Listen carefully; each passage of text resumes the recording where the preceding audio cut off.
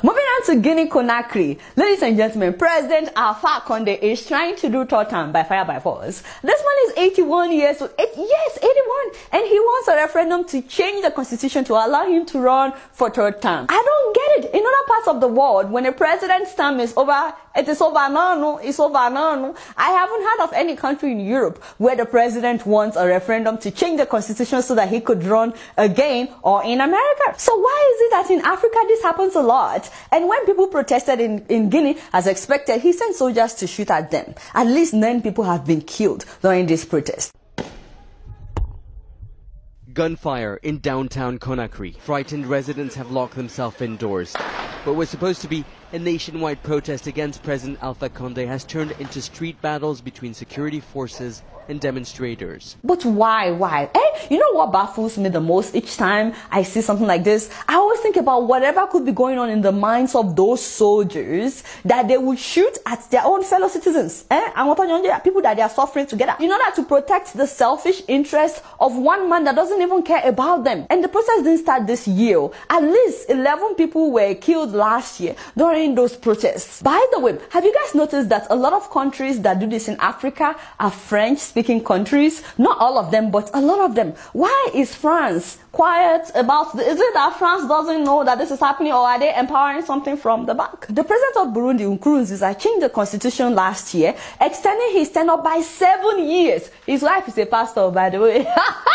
Which makes no sense, because there has been so many reports of opposition members allegedly being killed since this man became president, and his wife is a pastor. That's a French-speaking country. Also in 2008, Paul Biya of Cameroon changed the constitution and removed the 2-term presidential limit. He's been in power now for more than 40 years, considering that he was the prime minister before he became president. So if you add everything together, it's been more than 40 years. Again, that's a French-speaking country. And in 2005, the president of Chad, Idriss Deby, also removed the 2-term limit from the constitution. Last year they reinstated it, but they said that it doesn't apply to Idriss Deby, that he can rule until 2033. He's been president now since 1990, when he came in through a coup, and he may still be in power till 2033. Again, that's a French-speaking country. In 2015, Paul Kagame of Rwanda changed the constitution to allow him to remain in power until 2034. He's presently in his 3rd term. Kagame came into power in 2000. That's 19 years ago. Although Rwanda was colonized by Belgium and Germany, French is one of their official languages. And as you guys know, in Togo, Faure Nyansingbe changed the constitution this very year, making presidency a 5-year term. However, he said that doesn't take into account the 3 terms that he has already served. 3 terms since coming into power in 2005 when his father died,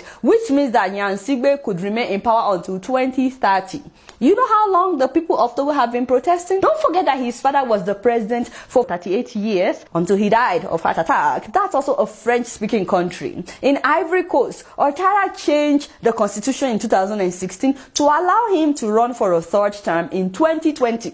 And he says that his first 2 terms did not count. He came into power in 2010. That's also a French-speaking country. In 2010, President of Djibouti, Ismail Omar Guelleh, changed the constitution to allow him to run for 3rd term. Despite coming into power since 1999, he's still the president. Djibouti is a French and Arabic-speaking country. In 2005, Ugandan President Museveni removed a term-limiting clause that would have prevented him from seeking re-election. And then in 2017, they removed a constitutional limit on the age of presidential candidates so that Museveni can run again in the 2021 election. Uganda is not a French-speaking country, but I just wanted you guys to see that there is a pattern that most of those countries are French-speaking countries. So it's sad, it's heartbreaking that this is still happening. It's not just happening in French-speaking countries. That's why I talked about Uganda as well. And I think that clinging to power at all costs, including killing those that you're supposed to represent, is one of the reasons why Africa is not moving forward as it should.